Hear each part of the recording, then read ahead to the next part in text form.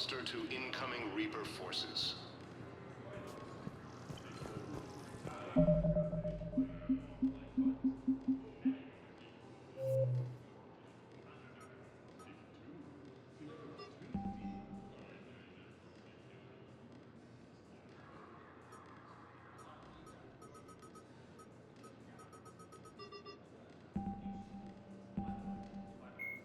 Admiral Stephen Hackett is a decorated officer in the Systems Alliance, currently assigned to Arcturus Station on the far side of the Sol Relay.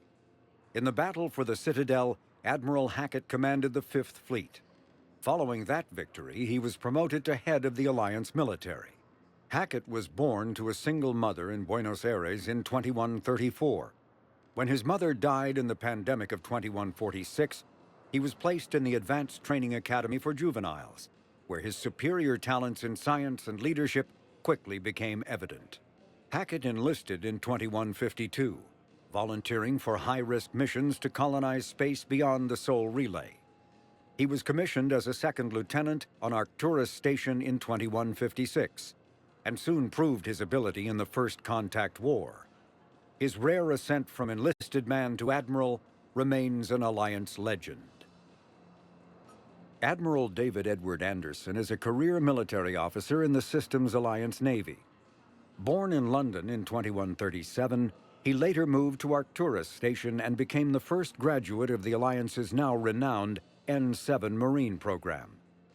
Anderson is one of the Alliance's most decorated Special Forces operatives and served with honor during the First Contact War. He was the original captain of the SSV Normandy before relinquishing command to his XO, Commander Shepard. After the Alliance victory in the Battle of the Citadel, Anderson briefly served as the Citadel's first human counselor. He soon became embroiled in a Cerberus plot to abduct his friend Kaylee Sanders, however, and learned that he was unable to live a life without action. He stepped down as counselor and returned to the military to prepare for the Reaper invasion. The Alliance Parliament named Donald Udina as his successor.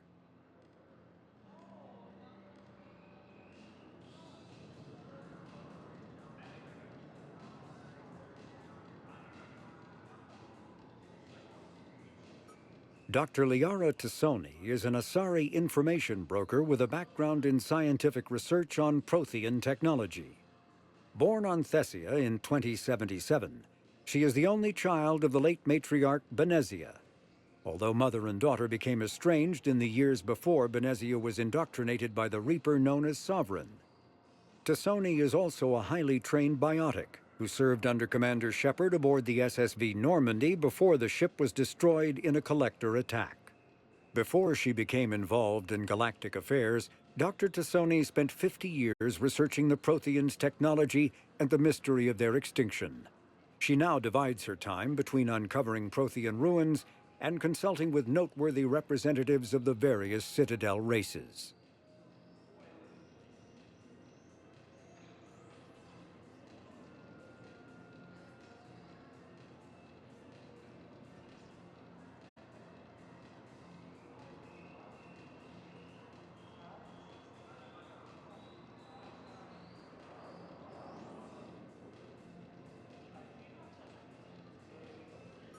Major Caden Alenko is a human biotic and an officer in the Systems Alliance.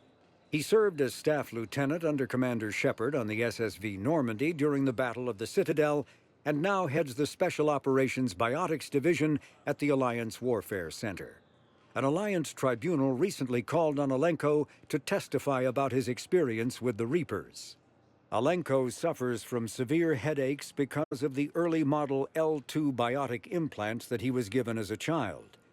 The L2 implants have since been discontinued due to the risk of crippling neurological damage. Flight Lieutenant Jeff "Joker" Moreau is a respected pilot with the Alliance Navy. Born and raised on Arcturus Station, he is widely considered to be the best helmsman in the Systems Alliance. Moreau enlisted with the Navy directly out of school and quickly gained the respect of his superiors. He served as pilot of both the Normandy SR-1 and its successor, the SR-2, and was at their respective helms during the Battle of the Citadel and the assault on the collectors. Moreau suffers from Vrolik's syndrome, a rare debilitating disorder also known as brittle bone disease.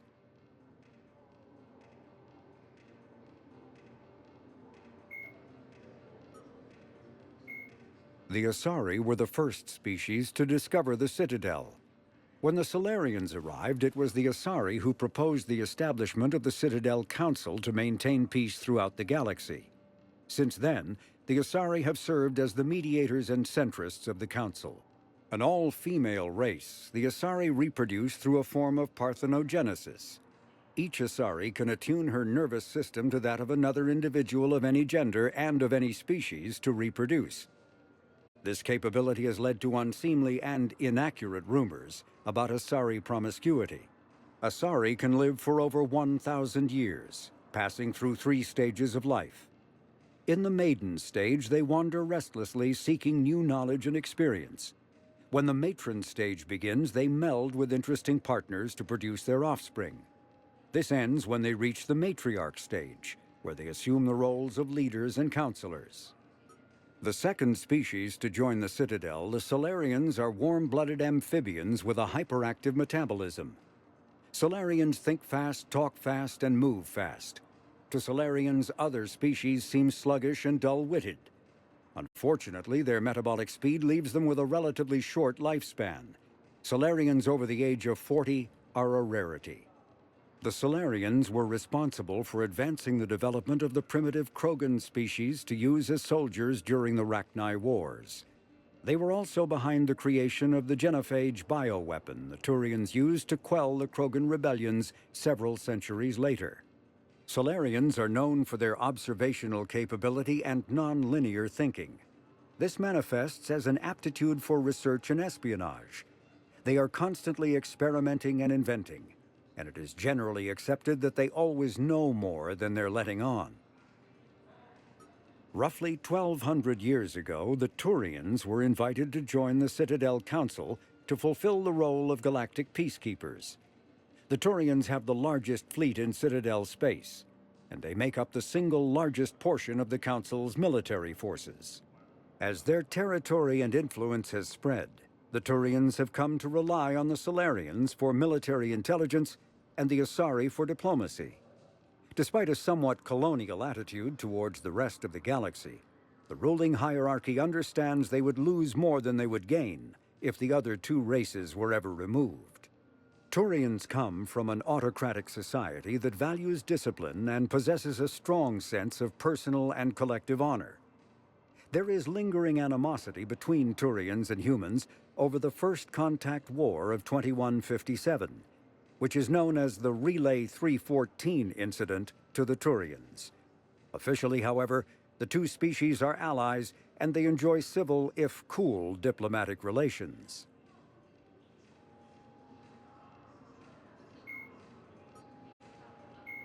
"50,000 years ago, the Protheans were the only spacefaring species in the galaxy. They vanished in a swift galactic extinction. Only the legacy of their empire remains. They are believed to have built the mass relays and the Citadel, which have allowed numerous species to explore and expand throughout the galaxy. Prothean ruins are found on worlds across the galaxy. While surprisingly intact for their age, functioning examples of Prothean paleotechnology are rare. Time and generations of looters have picked their dead cities and derelict stations clean. Some believe the Protheans meddled in the evolution of younger races. The Hanar homeworld of Kage, for example, shows clear evidence of former Prothean occupation. The presence of a former Prothean observation post on Mars has caused a rebirth of interventionary evolutionists among humans. These individuals believe the god myths of ancient civilizations are misremembered encounters with aliens. In the early 2160s, the Alliance began aggressive colonization of worlds in the Skyllian Verge, much to the dismay of the Batarians, who had been developing the region for several decades. In 2171, the Batarians petitioned the Council to declare the Verge a zone of Batarian interest. The Council refused, however, declaring unsettled worlds in the region open to human colonization. In protest, the Batarians closed their Citadel embassy and severed official diplomatic relations with the Council, effectively becoming a rogue state. They instigated a proxy war in the Verge by funneling money and weapons to criminal organizations, urging them to strike at human colonies. Hostilities peaked with the Skillian Blitz of 2176, an attack on the human capital of Elysium by Batarian-funded pirates and slavers. In 2178, the Alliance retaliated with a crushing assault on the moon of Torfan, long used as a staging base by Batarian-backed criminals. In the aftermath, the Batarians retreated into their own systems and are now rarely seen in Citadel space.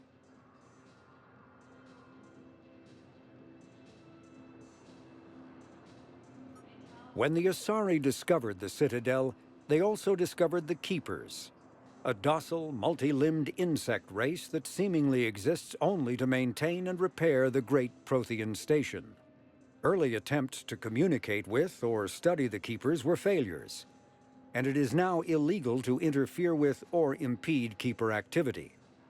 Because they are completely non-threatening, Keepers have become virtually invisible to everyone else.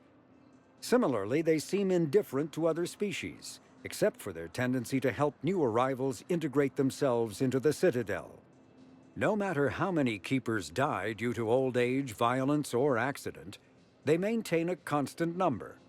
No one has discovered the source of new Keepers, but some hypothesize they are genetic constructs, biological androids created somewhere deep in the inaccessible core of the Citadel itself. 2 centuries ago, the Hanar helped 375,000 members of the Drell race migrate to the Hanar homeworld Kage to escape the environmental extermination that had claimed the remaining 11 billion Drell. Nearly all Drell demonstrate tremendous loyalty to their famously reclusive saviors. The intimacy of their relationship, expressed in a formal socio-political alliance called the Compact, also results in extremely close personal relations, in which some Drell actually learn Hanar soul names. While most Drell reside on Kage, some assist Hanar off-world as envoys, researchers, co-investors, wayfarers, assassins, or otherwise, eager to help their saviors. For a century, galactic wisdom has held that behind any high-ranking Hanar hides a resourceful and fanatically devoted Drell. The omnivorous reptilian Drell possess an average lifespan of 85 galactic standard years. Having evolved on an arid planet, Drell face serious illness on the Hanar homeworld, especially Kepral's syndrome, a fatal bacterial lung disease. The Elcor are a Citadel species native to the high-gravity world Dakuna. They are massive creatures standing on 4 muscular legs for increased stability. Elcor move slowly, an evolved response to an environment where a fall can be lethal. This has colored their psychology, making them deliberate and conservative. Elcor speech is ponderous and monotone. Among themselves, scent, slight movements, and sub-vocalized infrasound convey shades of meaning that make a human smile seem as subtle as a fireworks display. Since their subtlety can lead to misunderstandings with other species, the Elcor often go out of their way to clarify when they are being sarcastic, amused, or angry. Dakuna's high gravity impedes mountain formation. Most of the world consists of flat, open plains, which prehistoric Elcor wandered across in small family bands. Modern Elcor still prefer open sky and can become restless and uncomfortable on long starship journeys. The Geth are a humanoid race of networked AIs. They were created by the Quarians 300 years ago as tools of labor and war. When the Geth showed signs of self-evolution, the Quarians attempted to exterminate them. The Geth won the resulting war. This example has led to legal, systematic repression of artificial intelligences in galactic society. The Geth possess a unique distributed intelligence. An individual has rudimentary animal instincts, but as their numbers and proximity increase, the apparent intelligence of each individual improves. In groups, they can reason, analyze situations, and use tactics as well as any organic race. Geth space is located at the trailing end of the Perseus arm, beyond the lawless terminus systems. The Perseus veil, an obscuring dark nebula of opaque gas and dust, lies between their space and the terminus systems.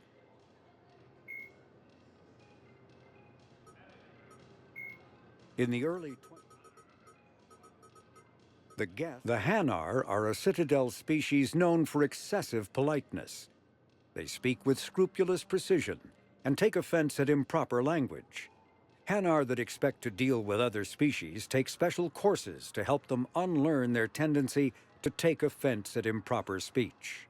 All Hanar have two names. The face name is known to the world. The soul name is kept for use among close friends and relations.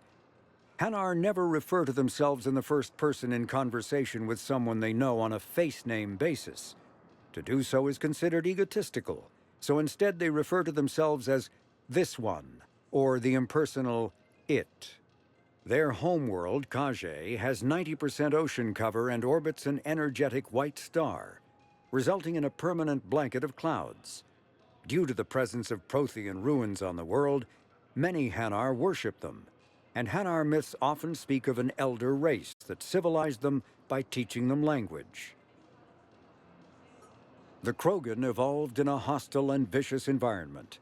Until the invention of gunpowder weapons, eaten by predators was still the #1 cause of Krogan fatalities. Afterwards, it was death by gunshot. When the Solarians discovered them, the Krogan were a brutal, primitive species struggling to survive a self-inflicted nuclear winter. The Solarians culturally uplifted them, teaching them to use and build modern technology so they could serve as soldiers in the Rachni War. Liberated from the harsh conditions of their homeworld, the quick-breeding Krogan experienced an unprecedented population explosion. They began to colonize nearby worlds, even though these worlds were already inhabited. The Krogan rebellions lasted nearly a century, only ending when the Turians unleashed the genophage, a Solarian-developed bioweapon that crushed all Krogan resistance. The genophage makes only 1 in 1,000 pregnancies viable, and today the Krogan are a slowly dying breed. Understandably, the Krogan harbor a grudge against all other species, especially the Turians. The Volus are driven from their home system by the Geth nearly 3 centuries ago. Most Quarians now live aboard the Migrant Fleet, a flotilla of 50,000 vessels ranging in size from passenger shuttles to mobile space stations. Home to 17 million Quarians, the flotilla understandably has scarce resources. Because of this, each Quarian must go on a rite of passage known as the pilgrimage when they come of age. They leave the fleet and only return once they have found something of value they can bring back to their people. Other species tend to look down on the Quarians for creating the Geth and for the negative impact their fleet has when it enters a system. This has led to many myths and rumors about the Quarians, including the belief that underneath their clothes and breathing masks, they are actually cybernetic creatures, a combination of organic and synthetic parts. The Volus are a member species of the Citadel with their own embassy, but they are also a client race of the Turians. Centuries ago, they were voluntarily absorbed into the hierarchy, effectively trading their mercantile prowess for Turian military protection. Irun, their home world, lies far beyond the normal life zone of its star. However, the world has a high-pressure greenhouse atmosphere that traps enough heat to support an ammonia-based biochemistry. As a result, the Volus must wear pressure suits and breathers when dealing with other species, as conventional nitrogen-oxygen air mixtures are poisonous to them, and in the low-pressure atmospheres tolerable to most species, their flesh will actually split open. Volus culture is tribal, bartering lands and even people to gain status. This culture of exchange inclines them to economic pursuits. It was the Volus who authorized the Unified Banking Act, and they continue to monitor and balance the Citadel economy. Although melee combat applications for the Omni tool are almost as old as the device itself, the feature was largely unused prior to the Reaper invasion. The need to take on multiple husks in close quarters forced the Alliance to develop ways to enhance the tool's offensive capability. The most common melee design is the Omni-Blade, a disposable silicon carbide weapon flash-forged by the tool's mini-fabricator. The transparent, nearly diamond-hard blade is created and suspended in a mass effect field safely away from the user's skin. Warning lights illuminate the field so the searing hot blade only burns what it is intended to: the opponent. More technically adept soldiers frequently modify their Omni tools to maximize stopping power through electrical, kinetic, or thermal energy. Some troops integrate the weapon with their kinetic barriers, transforming the Omni tool into a wrist-mounted bludgeon. Others fabricate flammable gases, held in place by a mass effect field and ignited upon impact. All prove deadly surprises for opponents who expect a disarmed Alliance warrior. The Citadel is an ancient deep space station presumably constructed by the Protheans. Since the Prothean extinction, numerous species have come to call the Citadel home. It serves as the political, cultural, and financial capital of the galactic community. To represent their interests, most species maintain embassies on the Presidium, the Citadel's inner ring. The Citadel Tower in the center of the Presidium holds the Citadel Council chambers. Council affairs often have far-reaching effects on the rest of the galactic community. 5 arms, known as the wards, extend from the Presidium. Their inner surfaces have been built into cities, populated by millions of inhabitants from across the galaxy. The Citadel is virtually indestructible. If attacked, the station can close its arms to form a solid, impregnable shell. For as long as the station has existed, an enigmatic race called the Keepers has maintained it. Spectres are agents from the Office of Special Tactics and Reconnaissance and answer only to the Citadel Council.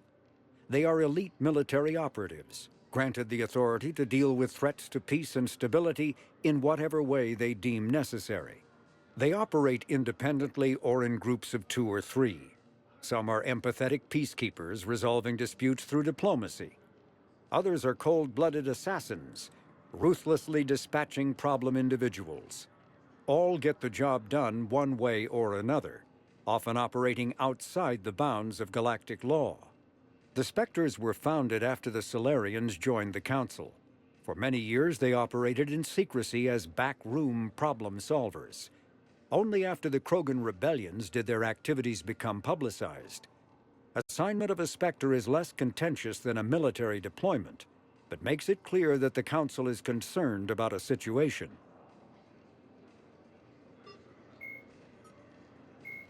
The Systems Alliance is an independent supranational government representing the interests of humanity as a whole. The Alliance is responsible for the governance and defense of all extrasolar colonies and stations. The Alliance grew out of the various national space programs as a matter of practicality. Sol's planets had been explored and exploited through piecemeal national efforts. The expense of colonizing entire new solar systems could not be met by any one country. With humans knowing that alien contact was inevitable, there was enough political will to jointly fund an international effort. Still, the Alliance was often disregarded by those on Earth until the First Contact War. While the national governments dithered and bickered over who should lead the effort to liberate Shanxi, the Alliance fleet struck decisively. Post-war public approval gave the Alliance the credibility to establish its own parliament and become the galactic face of humanity. A political-economic pact for collective colonial security, the Alliance is the central galactic institution of human society.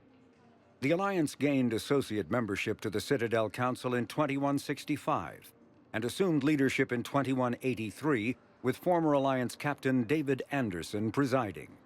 Many species regard humanity as a rogue race, and its 2183 victory following the attack on Eden Prime as a brutal and calculated sacrifice of its military rivals. Humans allegedly leveraged military victory into a political one, carving associate membership out of the deaths of the Council. Because of the human Spectre Shepherd's pivotal role in defending the Citadel, Many analysts conclude several humans will be made candidates for Spectre status, further solidifying the human contribution to galactic peace. By achieving in decades what others waited centuries to receive, especially after so bloody a conflict, humans have guaranteed themselves deep hostility and fear throughout the galaxy. Earth, the home world and capital of humanity, was enjoying a new golden age before the Reapers attacked. Disease, pollution, and other social ills were on the decline, thanks to technological advances and a wealth of resources from the colonies. Earth was an inspiration even to alien cultures, resulting in influence out of proportion with humanity's brief time on the galactic stage. The Reaper attack has put an end to any semblance of this former life. The great cities of Earth are storehouses of human DNA for the Reapers to harvest. Reaper gunships, capable of megaton-scale firepower, annihilated industrial centers in seconds. The militaries of Earth's disparate nation-states have retained only partial communication with the system's alliance fleets, leaving the planet's resistance efforts uncoordinated and vulnerable.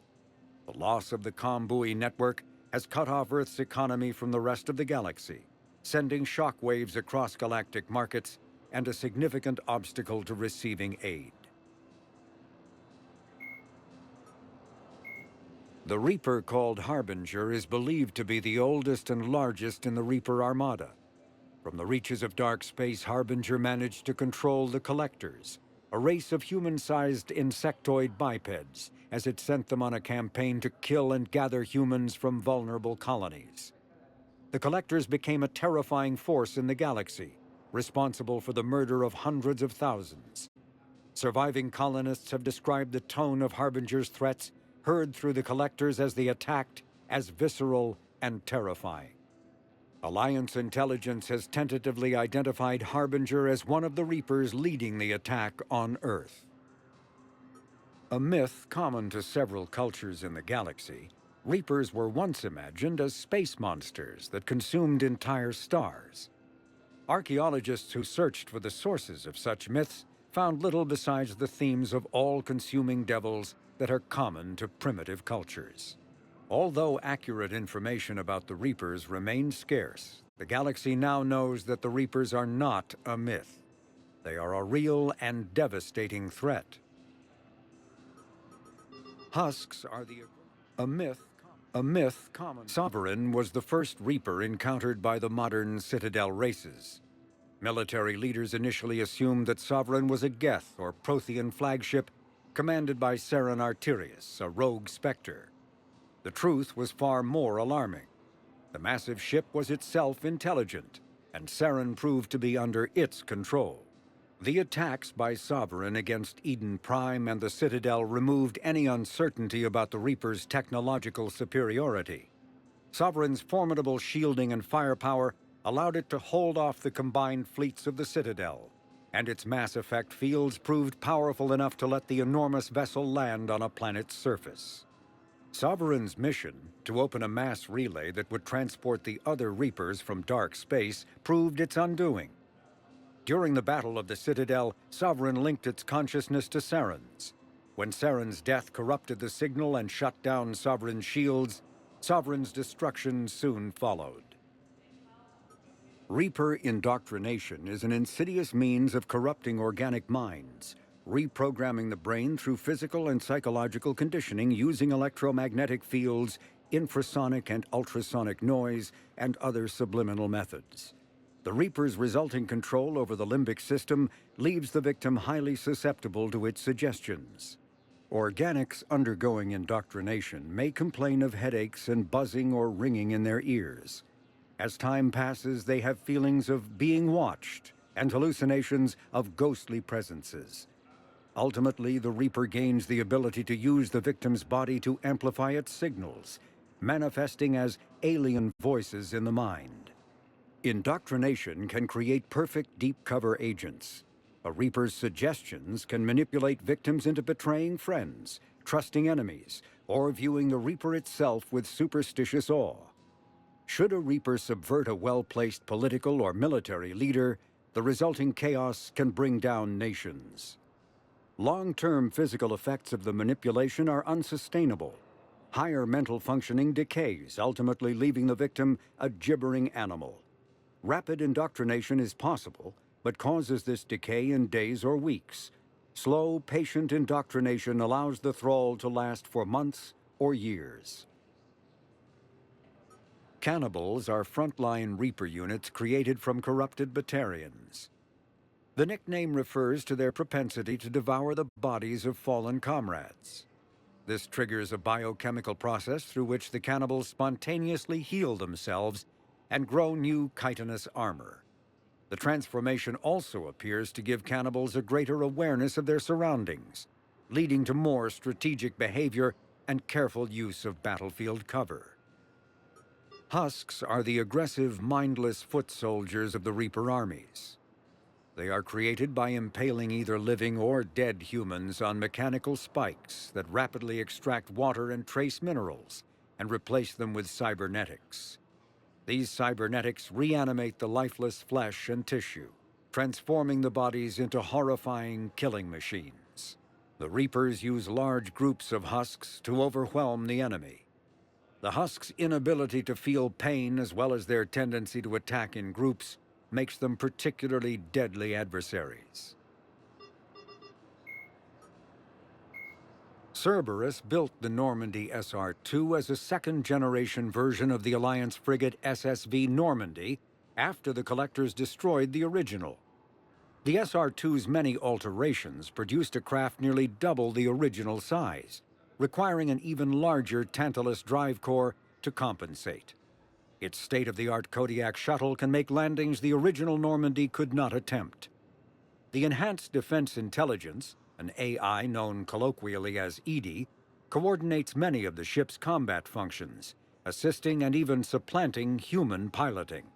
The Alliance has recently appropriated and refurbished the SR-2. In addition to tight beam communicators, the Quantum Entanglement Communicator, QEC, provides instantaneous contact with Alliance command. Originally created to covertly insert Alliance Marines into hostile environments, the UT-47 shuttle has since been sold to Allies, recovered by enemies, and had its specifications stolen by spies. In one form or another, this durable transport is now used in all corners of the galaxy. A-model Kodiaks feature a front-mounted mass accelerator cannon that can be used in an anti-vehicular role. Since the shuttle lacks proper gun ports, soldiers often open the side hatch to fire on enemies. This is discouraged in Alliance manuals since it exposes the interior to return fire. Flying the 47A during atmospheric combat requires considerable skill. The pilot must reduce the vehicle's mass for speed and handling, while maintaining enough mass to resist recoil, incoming fire, and inclement weather. More than one pilot has overstressed the Kodiak's field generator and ended up on the battlefield instead of above it. Asari-made Solaris armor can resist even the tremendous heat and kinetic energy of starship weapons. The armor is nearly unsurpassed in strength because its central material, carbon nanotube sheets woven with diamond chemical vapor deposition, are crushed by mass effect fields into super-dense layers, able to withstand extreme temperatures. That process also compensates for the diamond's brittleness. Diamond armor itself has two limiting disadvantages. First, while nanotubes and CVD diamond construction have become cheaper in recent years, it remains prohibitively expensive to coat starships or aircraft larger than fighters in Solaris material. Second, the armor must be attached to the ship's superstructure, so shock waves from massive firepower can still destroy the metals beneath the armor itself. A popular misconception holds that the diamond composition of Solaris armor gives it a sparkle. In fact, atmospheric nitrogen impurities during the super-hot forging process give the armor a metallic gray or yellow sheen. Cyclonic barrier technology, CBT, attempts to solve the higher-end limitations of traditional kinetic barriers. Traditional barriers cannot block high-level kinetic energy attacks, such as disruptor torpedoes, because torpedo mass effect fields add mass. The CBT violently slaps aside rather than halting incoming linear force. By rotationally firing their mass effect field projectors, ships create rapidly oscillating kinetic barriers instead of static ones. Shooting through the CBT is like trying to shoot at a target inside a spinning ball. Significant drawbacks to current CBT configuration prevent its use on anything other than frigates and fighters. Its many high-frequency sensors and emitters require frequent maintenance and replacement. A partially damaged CBT can endanger its operator, who is surrounded by rotating mass effect fields, skewing in unpredictable directions. Fortunately, if an emitter is damaged, the CBT corrects to become a traditional shield array, a safety feature that makes it most effective during opening volleys. After the Battle of the Citadel, human and Turian volunteers spent 3 months clearing the station's orbit of debris. During the cleanup, the Turians secretly salvaged Sovereign's powerful main gun, along with much of the weapon's Element 0 core. 11 months later, the Turians introduced the Thanix, a scaled-down version of the weapon. The Thanix's core is a liquid alloy of iron, uranium, and tungsten, suspended in an electromagnetic field powered by Element 0. The molten metal, accelerated to a significant fraction of the speed of light, solidifies into a projectile as it is fired, hitting targets with enough force to pierce any known shield or armor. The gun can fire reliably every 5 seconds. The weapon's relatively small size allows it to be mounted on most fighters or frigates. It is now widely used by the Alliance military and is the primary weapon on the refurbished Normandy SR-2. In recent years, the pro-human syndicate known as Cerberus has seen its influence grow galaxy-wide. The largely untraceable organization now includes private intelligence agencies, biotics laboratories, research facilities, and the lucrative corporations that provide a front for it all. Cerberus's charismatic leader, known only as the Elusive Man, drives the organization's philosophy and interests. The level of secrecy he maintains puts professional intelligence agencies to shame. As Cerberus grows, so too does public distrust of the organization. Some commentators have remarked that Cerberus is not so much pro-human as it is anti-alien. Others question the blind loyalty of its employees. The Elusive Man is a human loyalist focused on advancing the interests of his species, whatever the cost to non-humans and reportedly humans. The Citadel Council regards him as a fanatic who poses a serious threat to galactic security. The reclusive tycoon is the head of Cerberus, an organization that furthers his pro-human agenda throughout the galaxy. His views have led him into questionable alliances.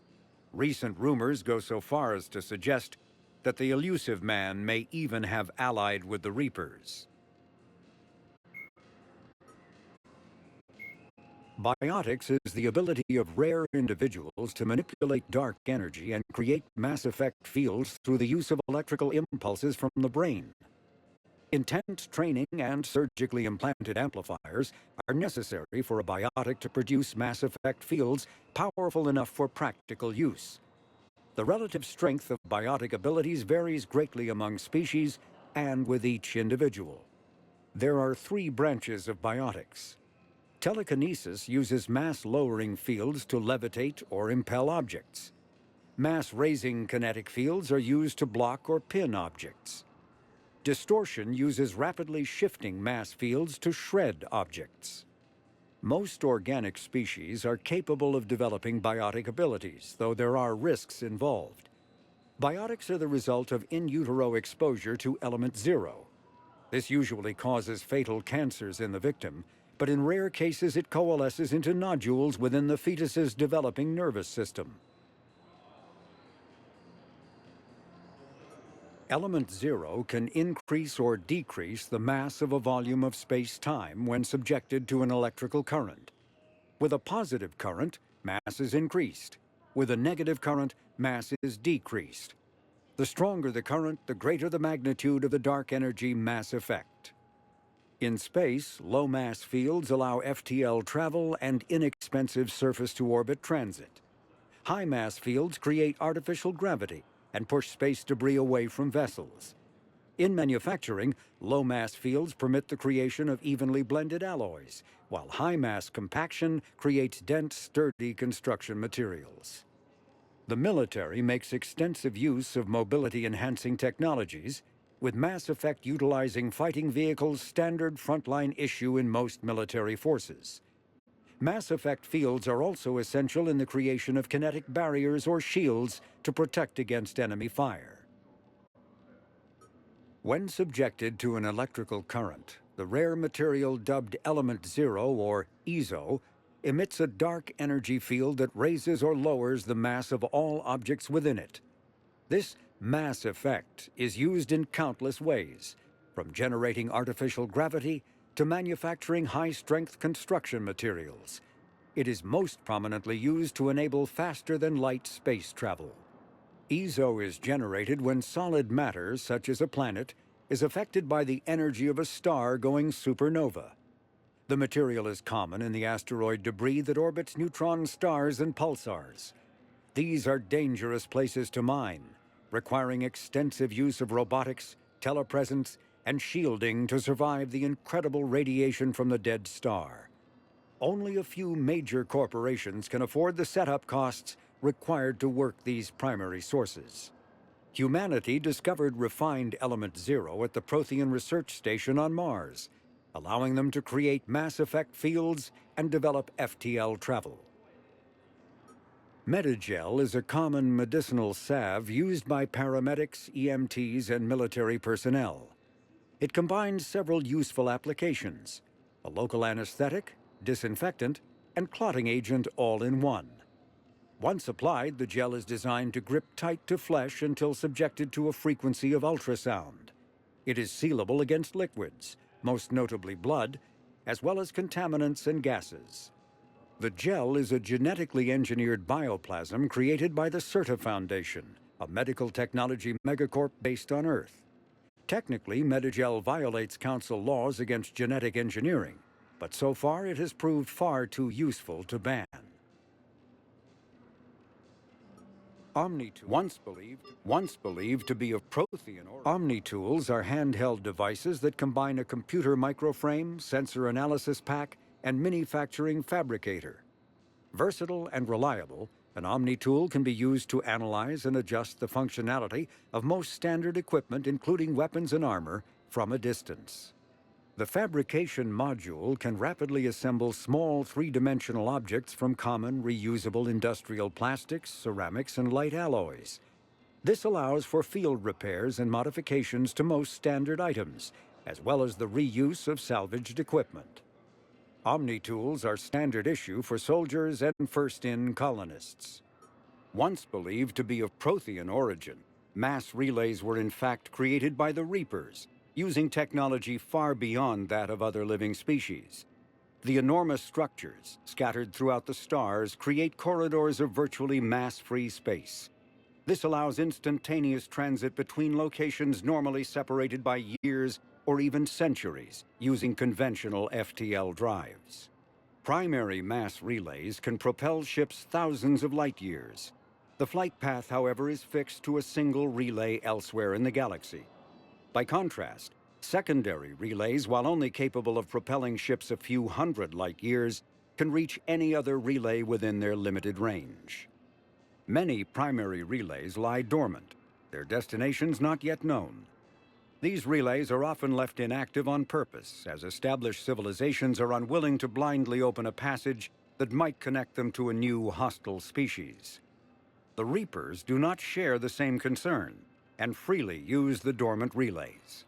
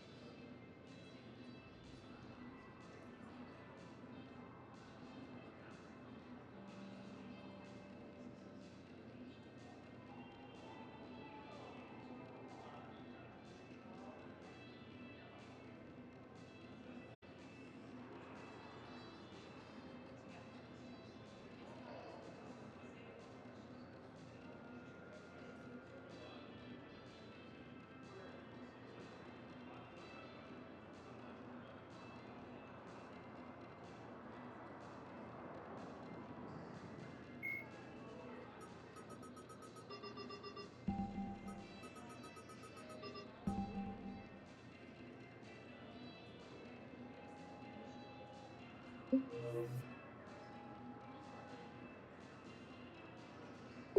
intel suggests that the entire Batarian hegemony has been destroyed by an unknown force.